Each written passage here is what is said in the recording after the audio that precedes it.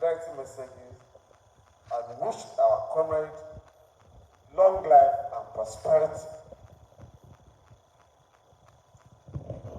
I know about long life, but I do not know about prosperity.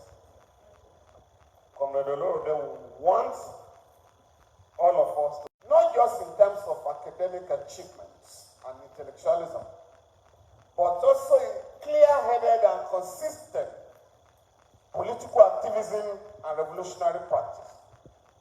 Professor Omoyele Olorode is not just an example in selflessness that has absolute confidence in the future and the ultimate sojourn at the university. I was in the Faculty of Law. But I wish to confirm today that Professor Olorode was one of my external lecturers in IFE. And as I do say repeatedly, I learned more from him than from some of my professors of law. They taught me technical aspect of law, but Professor Olorode taught me substantive law. All countries, especially those that emerged from colonialism, are expected like lava to advance to higher sustainable stages of growth. This is reflected in progressive changes in all spheres, including economic, social, physical, and environmental. In the case of our country, my submission and start is that the labor movement has consistently, until very recently, played a dominant role in the political development of our country. The first political party was set up in 1923 by Colonial. And of course, the next one was in 1936, the Nigerian National Democratic Party, NNDP. This was followed by the Nigerian Youth Movement in 1936. Of course, you have the grand one in 1944, that is the National Council of Nigeria and the Cameroons, NCNC. But in the formation of each of these political parties, labor and young people played a leading role. In particular, the NCNC, where the Trade Union Congress then and the Nigerian Union of Students were represented, and they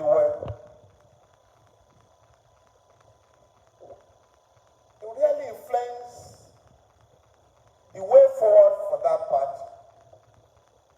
And when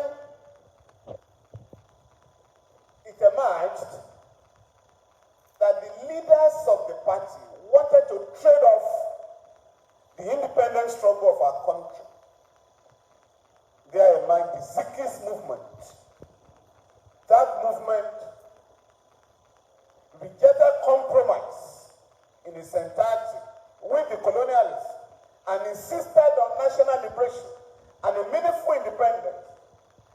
Its program centered around, the eviction of British imperialists from the shores of Nigeria, and thereafter to chase all European usurpers wherever they may be found out of Africa. End of quote. Many in the Zikis movement were workers.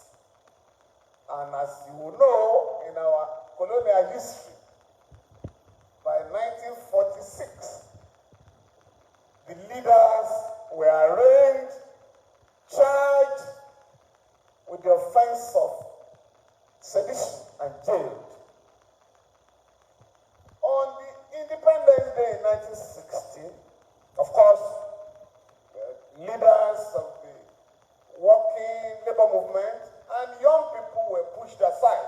So when we talk about the history of Nigeria today, the history of our independence, we always talk about Awolowo, Azikwe, and Ahmadu Bello. They were not involved in the struggle for the independence of Nigeria, but they were involved in reaching agreements with the colonialists to retain status quo. The involvement became noticeable in the 50s when the colonialists were being chased out of our country. So when you read in our political science lectures or in our law programs that, and this will interest Prof, who by the way was to have become a lawyer. I understand Prof wanted to read law. We're always told that the Bill of Rights was included in the Constitution of Nigeria in order to allay the fears of the minorities. It's bonkund, rubbish. Whenever the colonialists were living, wherever,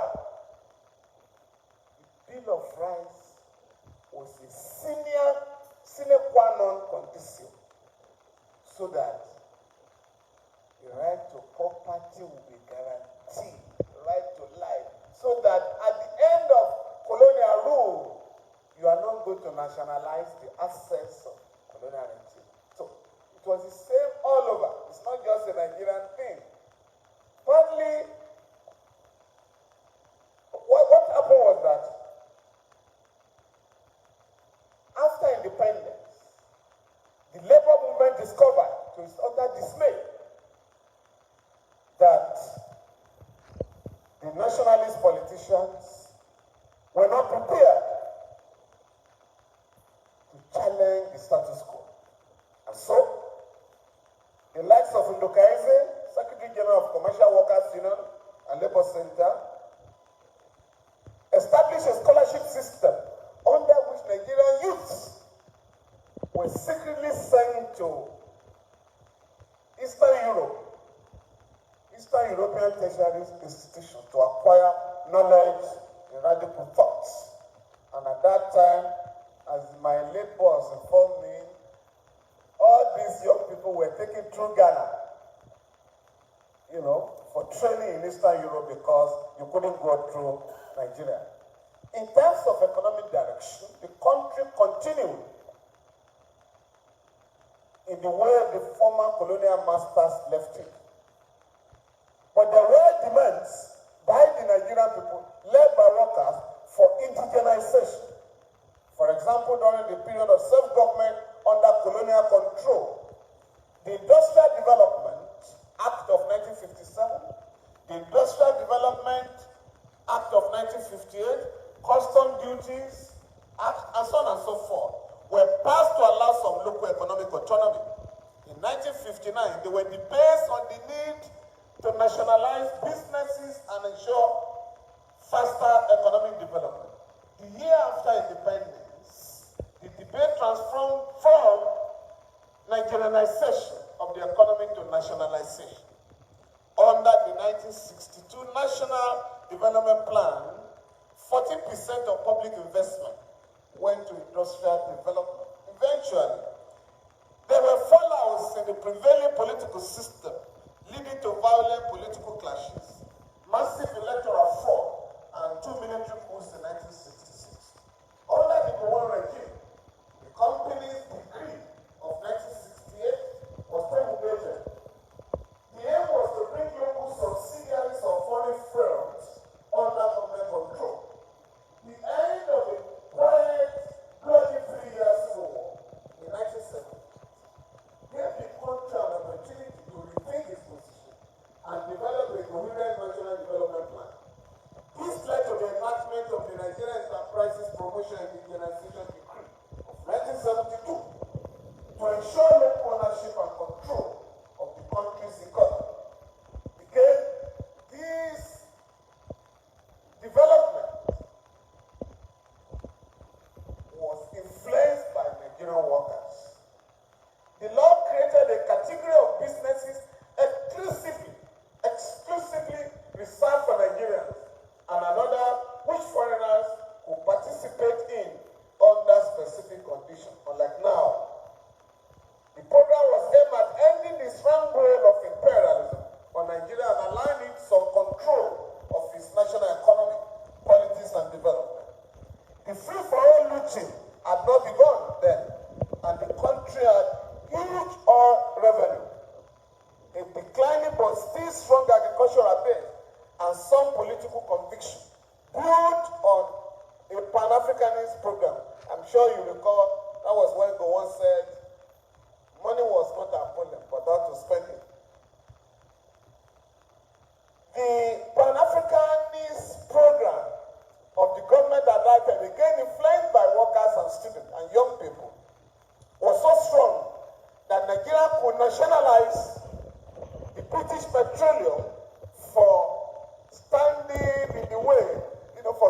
apartheid regime in South Africa.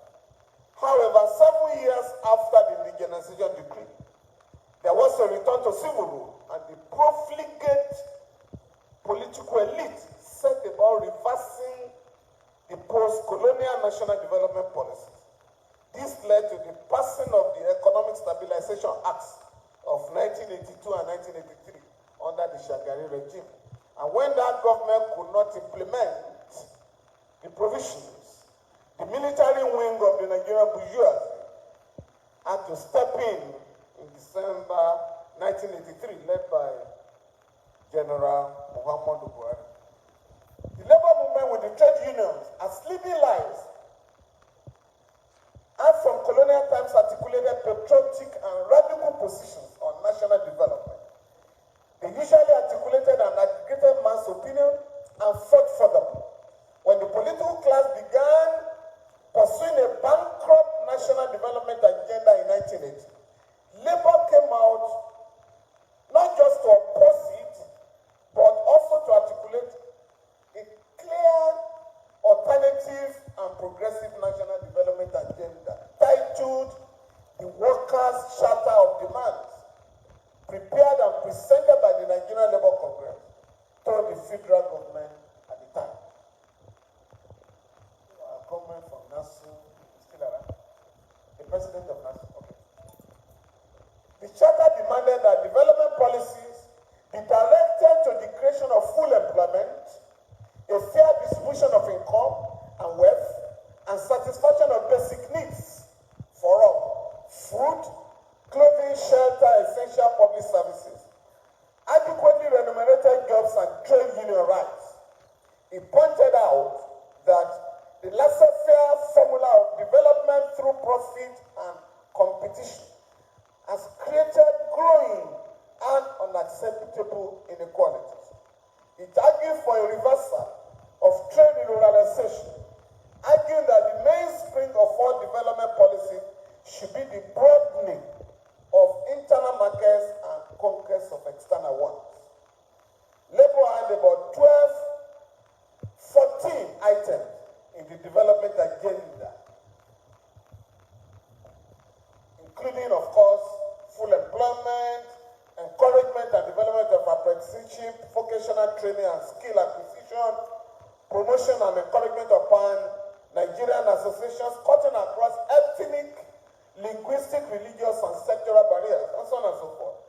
However, the ruling class did not just reject Labour's national development agenda, but also sought to reverse all the gains recorded since independence. In 1982-83, they introduced a liberalization agenda which sought to mortgage the country's future to international finance capital, namely IMF and World Bank. To counter these moves, the Nigerian Labour Congress produced and popularized a leaflet titled Nigeria Not for Sale. Deformities of structural adjustment program. Of course, you are all aware that the military, after coming back to power in 1983, by 1984, Buhari was sacked. According to IMF and the World Bank then, for not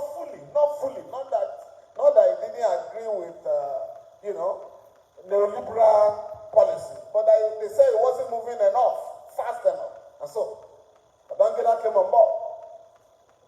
And to deceive the Nigerian people, knowing that Nigerian people were opposed to any form of intervention by the IMF and World Bank, Babangida sponsored a public debate, a national debate. Of course, the ruling class lost. But Babangida turned around in his Maradonic style to introduce what he called our own homegrown structural adjustment program. But the likes of Professor Olorode and others informed Nigeria that there was nothing original in the absurdity of SAP and that it was an agenda of the World Bank. Labour historian Omoyele, who I've identified in the hall, said of SAP, and I quote him, designed and supervised by the International Monetary Fund, SAP was deceptively presented as a program to restructure and diversify the economy attract and guarantee foreign direct investment, stimulate growth, reduce the cost of governance, allow free trade by dismantling the commodity and agriculture boards, and enhance the naira by aligning float freely with other currencies. But in practice, SAP destroyed the Nigerian economy. Inflation rose from 5.4% in July 1986 to, wait for it, 40% in 1989. There were massive job losses rather than job creation as the local industries collapsed. Social spending was drastically cut. The cost of production rose drastically and the naira was devalued. To repress protests against the destruction of the economy, the military regime declared that there is no alternative to SAP, and those who disagreed were arrested and detained without trial or shot during protests. End of quote. 2 years later, the Babangida regime promulgated the Privatization and Commercialization Decree in 1988 to sell public assets, public enterprises to the few rich people. A 13-member technical committee on privatization was created for the implementation of the program. In an investigation of the privatization exercise carried out in 2011 by the Senate, incidentally, the committee was headed by Dr. Lawan, the current Senate president, and that was why we just sent a letter to the Senate yesterday at level of ASCA that this report be revisited. The Senate had found that the Ibrahim Babangida junta and the Olusegun Obasanjo administration had manipulated the decree to transfer public enterprises to their friends and cronies. The Senate also found sharp practices in the exercise ranging from asset stripping, fraud and abuse of office, and therefore recommended a reversal of the exercise. But the federal government ignored the recommendation. Since they claim Nigeria is broke now, we're asking that the report be implemented so that public assets that have been taken fraudulently can be recovered by the country. Decline of labor and acceptance of destructive neoliberal policies is the new labor. The imposition of SAP and neoliberal policies elicited a contestation of ideas under the Ali Shiroman leadership of the NSC. The Congress vehemently fought against this reversal, which had begun with the Buhari regime, carrying out mass sack on an unprecedented scale. However, the Babangida regime removed the NSC, the progressive NSC leadership, in February 1988, imposed an employer, one Michael Ogunkoya, as sole administrator for 10 months before the emergence of one Pascal Bafiari. The Bafiari executive accepted most of the policy reversals, including the privatization program. When that leadership asked for a labor seat on the technical committee of privatization and commercialization, ostensibly to protect workers' interests, an excited military regime gave you 2 seats. You're only asking for 1, we'll give you 2. The Bafiari leadership, in completely subjecting the trade unions to control by the military, publicly denounced the 1990 National Conference. It was helping to organize and accepted the military's annulment of the result of the June 12 election. When the Abacha regime seemed tired of the groveling Bafiari NSC leadership, it issued Decree 9 of 1994 to dissolve it because Bafiari was still pretending. Just get out of the system. The successor, Adams Oshiomhole, leadership of Congress, while rejecting some of the neoliberal policies of the political elite, such as the removal of subsidies for petroleum products, enthusiastically embraced the privatization program to the extent that he, as NSC president, personally took a seat, one of the 2 seats, on the Privatization Council. That is the apex body that oversaw privatization in the country and that still oversees it. and electoral contestation. I'm submitting here that Labour has always participated in the electoral process.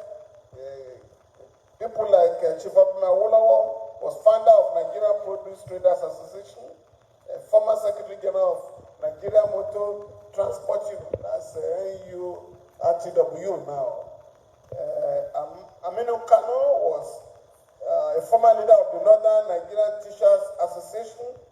Some others like Bobo Chun-Zaribe, Secretary General of Post and Telecommunication Workers, all of them were involved in the politics of our country. Ansa, Adeleke, and others. Also in the Second Republic, the former president of United Labour Congress, Yunusa Katungo, was a member of the House of Representatives and chair of the House Labour Committee. In the present dispensation, Babangida Aliyu, former chairman of AUT in Niger State, became a two-time governor. Ibrahim Shekarau, leader of AUT, and so on and so forth. But the point I'm making, all these guys, deliberately, never contested election on the platform of Labour Party. Deliberately. Apart from Comrade Joseph Akilaja, who was a former NSC deputy president, former president of Nigerian Union of Petroleum and Natural Gas, Nupen Peter Patterson, remains in the House of Rep. Even when Comrade Adams Oshiom was going to contest, he chose the platform of the ACN.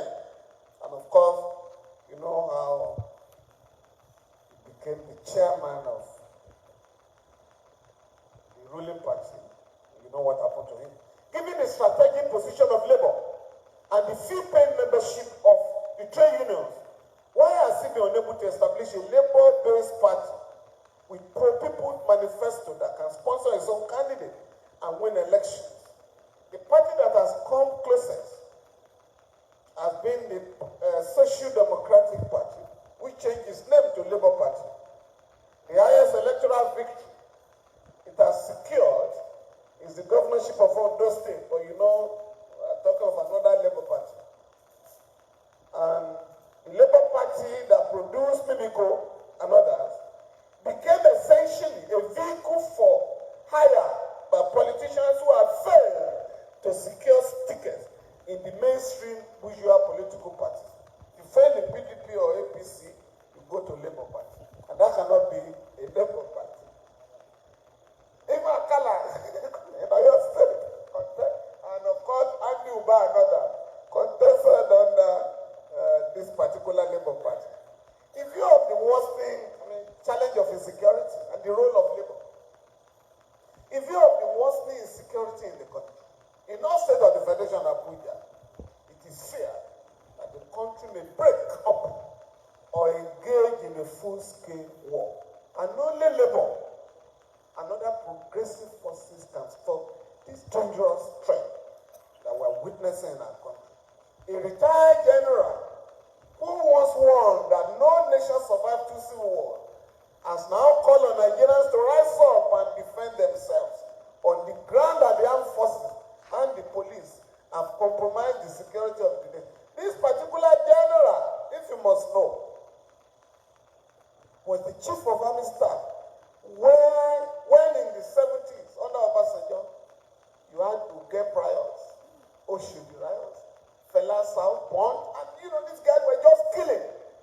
And while he was Minister of Defense under Obasanjo, you had OT invasion in Bayelsa, Zakibian in Benue State, and of course, his own role in the Junkun, Tif War, between Taraba and Benue State. And this was a guy who said he got an air block, move across to the offshore, sold the thing, kept enough for his family, and publicly disclosed, I don't know what to do with $500 million. Many youth bodies have queued behind the members of the ruling class, agitating for the balkanization of the country. Others who are disenchanted with the unemployment, illiteracy, and poverty, traceable to the implementation of neoliberal economic policies,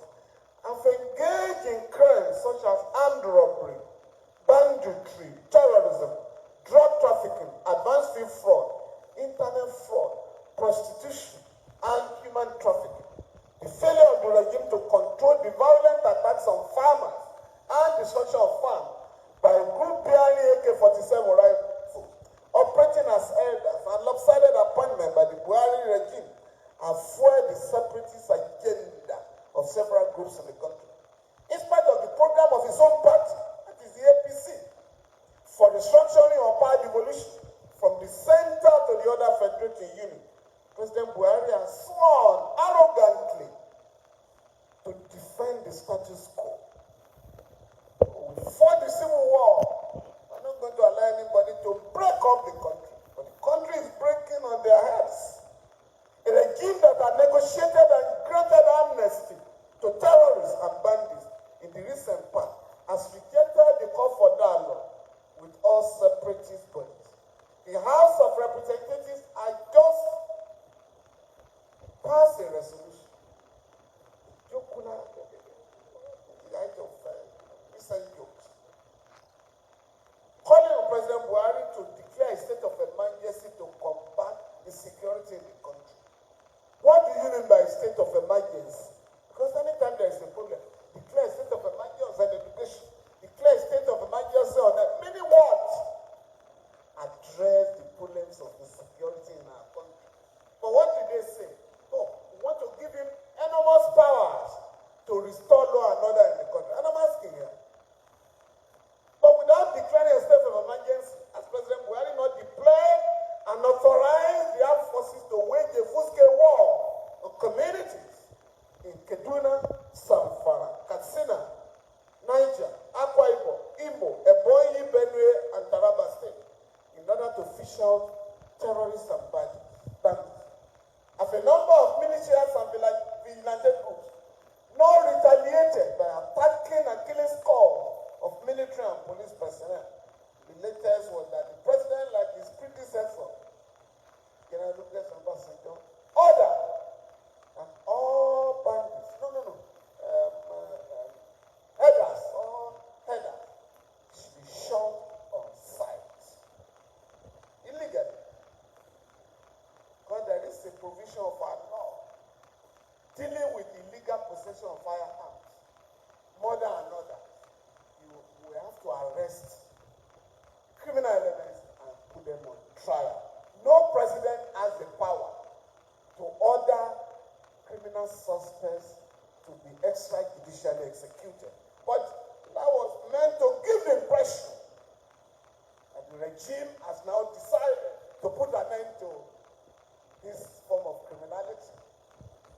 It is a submission that several decades of legacy of misrule and bad governance, corruption and diversion of the Commonwealth, and anti-people's policies have led to the ascendancy of insecurity in the country. No part of Nigeria is safe today, as marauders have been abducting people, including undergraduates, secondary school students, and even primary school people. We have found that armed bandits, armed insurgents, armed headers, armed militias, armed cultists, armed robbers, and armed kidnappers lay siege to the country, exercising varying degrees of suzerainty over large swaths of the territory of the country. The state is incapable of ending kidnapping or rescuing abducted citizens and foreigners. In the circumstance, ransom is paid by family members and friends to secure the release of victims of abductions from captivity. Just yesterday, the governor of Niger State, an APC governor, warned the people in Abuja, the people in the village, that these boys are coming because they are just a few kilometers away from Abuja, and that they are hosting the flag of Boko Haram. Nobody has denied such, statement. It is crystal clear that the neo-colonial state has lost the monopoly of violence to the armed gangs, and that happens only in banana republics or failed states. Apart from the manipulation of ethnicity and religion and use of brute force, the federal and state governments have run out of ideas and are incapable of finding lasting solutions to the worsening security challenge in the country. The negotiations between bandits in power and bandits in the bush have yielded no positive results. Since 2009, the armed forces have been waging the counter-insurgency operations in the northeast region Realizing that the armed forces are ill-equipped and ill-motivated, the immediate past Chief of Army Staff, General Yusuf Buratai, has predicted that the war on terror will last for another period of 20 years. That was what he told the Senate. Without challenging him, he said, go and become an ambassador, representing our country. Since the Nigerian police force has been demobilized deliberately from maintaining law and order by successive regimes, the overstretched armed forces have been deployed and mandated to free many communities that have been overrun by nihilist forces in the various states. Having been overwhelmed by the security challenge, the ruling class will not hesitate to sabotage the democratic process or plunge the country into another civil war. These guys will call the military when they are tired. Mark it. No doubt, the central labor unions and individual trade unions have routinely and quietly condemned the booming business of kidnapping. But the failure of the government to address the security crisis has continued due partly to the failure of labor to mobilize the people to hold the governments of Nigeria accountable. In particular, labor has failed woefully to challenge the ongoing refusal of many state governments to pay the minimum wage and pension, to challenge salary reduction, to challenge retrenchment of workers, increase in energy costs, fuel and electricity, etc. It is high time the trade unions were reorganized and repositioned to challenge the dominance of the political space by the ruling class and the implementation of neoliberal economic policies, including the removal of subsidies, devaluation of the national currency, dollarization of the economy, unemployment and poverty. Just yesterday, the NNPC announced that by May this year, not a dime will be remitted to the Federation account. You know what that means. But ASCAM has recently compiled a report where we have challenged the government, and we are going to Prof has suggested, Professor Olorode, that we should pamphleteer. We must let Nigerians know the information in this statement, which is that the government can recover 94 trillion naira. We have stated where these funds have been either stolen or hidden by the NNPC. This NNPC that is saying there will be zero allocation. Please, you can Google where you are. The Auditor General of the Federation has revealed that between 2010 and 2014, $16 billion worth of fuel has not been accounted for by the NNPC. $16 billion. Also, the Revenue Mobilization and Allocation Commission has also come out.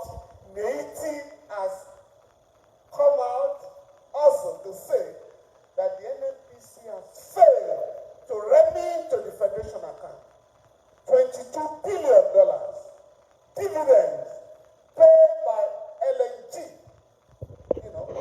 for the country. NNPC has not denied these very serious allegations or given any explanation. So, if they say there is no money now, because what they are doing is to say, we are not going to remit, to blackmail Nigerians, we are not going to remit money because we are paying for subsidies. So they are coming. Governors will then say, oh, let us cancel subsidies so that we can have money to pay salaries, and pension, and so on and so forth. But Nigerians must tell them there are alternative sources. We wrote to the president, recover 94 trillion. Nobody has challenged us for telling lies or that we are trying to promote false information. But we are going to insist now that this is the way to go. The invitation to the United States of America to come to Nigeria to combat security. The 1962 Act defines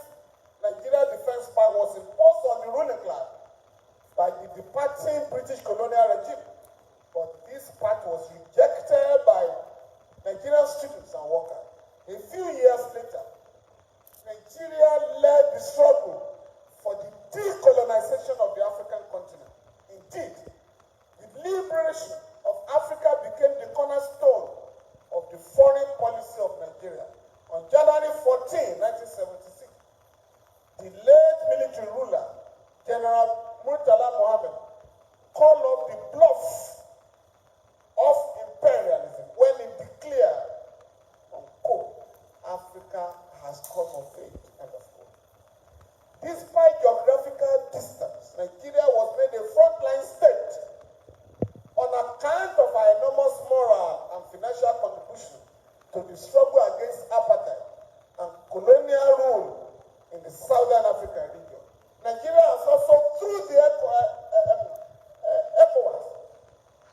ensured the restoration of law and order in war-torn neighboring countries like Liberia and Sierra Leone, and prevented civil wars in the Gambia and Guinea-Bissau. Regrettably, Nigeria is currently witnessing the partial collapse of the security architecture of the new colonial state due to the diversion of huge funds, the amount for procurement of arms and ammunition for the armed forces and the police by successive regimes. According to ASCA, about $15 billion have been diverted by a coterie of army generals. According to the NSA, $1 billion recently approved for procurement of arms can also not be found. We can't find the arms, we also cannot find the money. To prevent terrorists and bandits from sacking the government, this is the cause, from sacking the government. President Buhari has appealed to President Joe Biden to come to the aid of the ruling class in waging war against terror and banditry. And without consulting either the African Union or the ECOWAS, the federal government has asked President Biden to relocate the U.S. African Command in Germany to Africa. Africa fought against the location, sighting of that American defense pact in any territory. In fact, when Liberia attempted about 5 years ago to ask for Africa, ECOWAS almost sanctioned their country. But our own president is now begging America, please help us. But listen to me. Since 2009, the cry for help in prosecuting the counter-insurgency operation are falling on the deaf ears of the leaders of the West. As if that was not enough, the United States and our allies have prevented Nigeria from acquiring vital security equipment. We're ready to pay. They say no, don't sell arms to them. Let Boko Haram continue. According to them, due to the abysmal human rights record of Nigeria. In particular, the federal government has been accused of failing to account for the prolonged detention of thousands of people in military camps without trial and the extrajudicial execution of unarmed civilians by military and police personnel. Although the federal government said no problem, we shall investigate. In 2017, the federal government set up 2 judicial commissions of inquiry to investigate. My friend, our comrade Tipo was a member of one of them, to investigate allegations of gross abuse of human rights of the Nigerian people. But the report of both panels have not seen the light of day. Hence, the government has failed to prosecute the security personnel indicted by the panel, even though the Buhari administration was allowed by America, was strict by America, to pay the sum of $329 million for 12 Super Tucano fighter jets in November 2018 to aid the counter-insurgency operations in the Northeast region. The jets have not been delivered up to now. Instead of giving Nigeria the false impression that the United States is going to send troops to defend them, America is just, Biden is just withdrawing American troops from Afghanistan. They are not coming here. Don't be deceived. We're challenging the federal government and we're calling on labor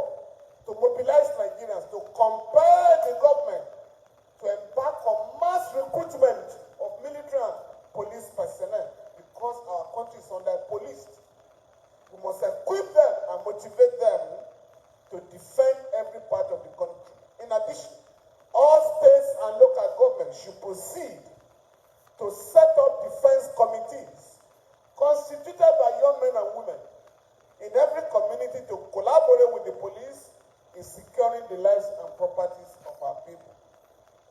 The way forward. In my analysis, I have tried to show that the trade union movement, in comparison with the Michael Modu, Nukaese, Wahab Goodluck, Hassan Soumane, and Adishiroma generations, the trade union movement has since the Bafiel era suffer from lack of clear-headed, unambiguous, and principled stand on national development. However, given the rise of ethno-religious cleavages and the dominance of the individual over the collective, the labor movement remains the most pan-Nigerian and practically the only movement that can command voluntary national compliance on national issues and action.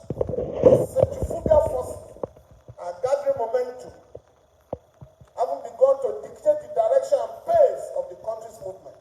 The patriotic and pan-African forces in the country need to close ranks and move the country towards a different direction. And time is not on our side. We are not unaware of the ongoing effort by the NSC to repossess the Labour Party, to rename and rebrand it or retire it in favor of a new party.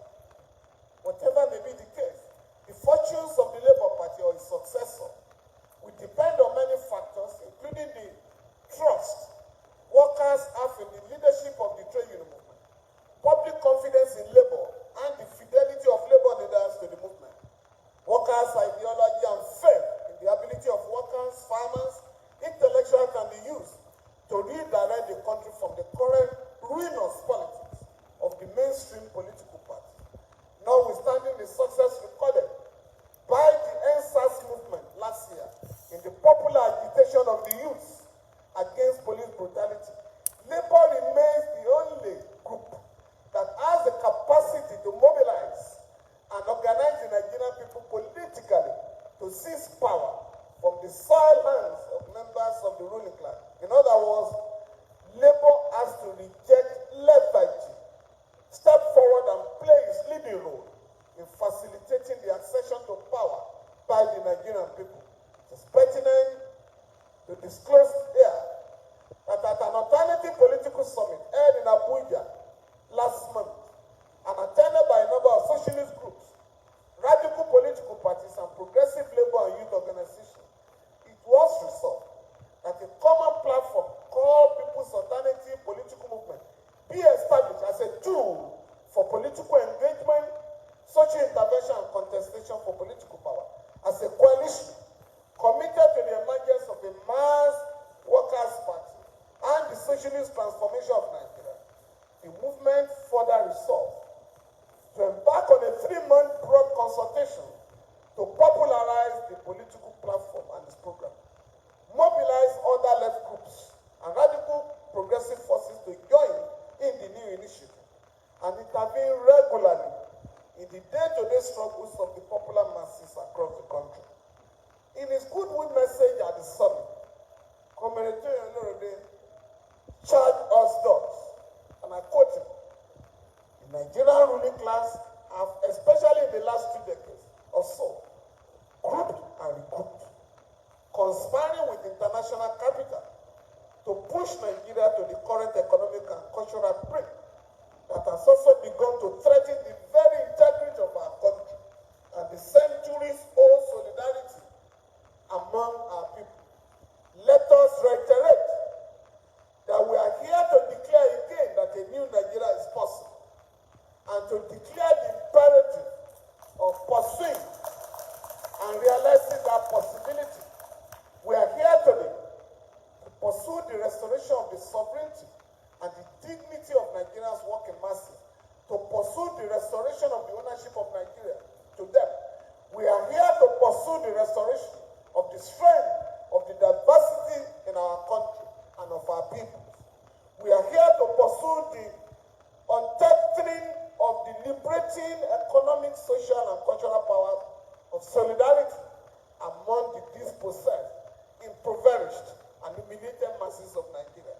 We are not here to substitute ourselves for the masses and their self-organizing power. We are here to pursue solidarity with them and with their organization, that is comrade Toye, Olorode. Upon a critical review of the nation, the summit came to the irresistible conclusion that Nigeria's capitalist ruling class and the state, as presently constituted and structured ideologically and politically, cannot hurt what now increasingly threatens to become a terminal crisis for the nation. The platform has decided to mobilize the working people of Nigeria in contestation of political power with the ruling class by any means necessary. When they make it impossible for you to have election, then you have to think of other options. To achieve the objective, the movement decided to strengthen its relationship with the labor movement in order to reclaim the workers' movement, broaden the base, and promote working people's participation in the political and economic processes of the country towards the realization of the socialist transformation of the country. As part of its mobilization work among the popular masses, the movement would build and organize women, youths, students, peasants, and other exploited groups in the country, as well as Nigerians in the diaspora, and build effective political relationships with their movements and organizations. Finally, comrades, as I thank you for your patience, permit me to wish Professor Omoyele happy birthday and many more years of healthy and productive service to the country.